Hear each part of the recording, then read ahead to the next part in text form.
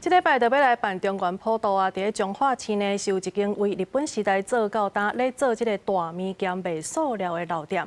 伫旧历7月的时阵呢，因拢会来穿这豆皮莲花，对凹形体砍塑甲剪过，其实这过程拢是真够工的。做一蕊豆皮莲花，上无是爱2天的时间。 伫菜车内底塑料店有卖大米、米笋、济豆仔做的物件，但是详细看，这豆皮形体真特别，是一蕊莲花，搁有猪骹甲佛手造型的豆皮，是店家伫过年拜观音或者是旧历7月普渡过时阵才有传的物件。你哪会知影才有咧卖？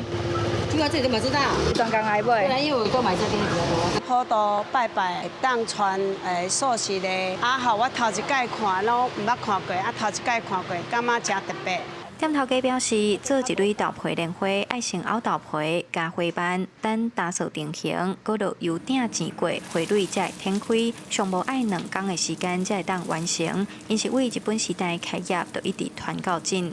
以前人无物件通食吼，拢会想讲用豆皮来做花，来做猪骹，来去做无共款的物件，因为这是咱的心意，用因有的物件去变物件出来。这几年来愈来愈少啊，因为大部分吼，大家拢讲叫庙人去传啊。较早先人来到遮的时阵，有带来一个信仰，咱一般叫做菜堂，主要人叫斋教。 你拜拜的时阵，你家己无食草的，所以咱就委托遮个做豆仔的厂商吼，来帮咱做三星的形吼，也是讲拜拜的形。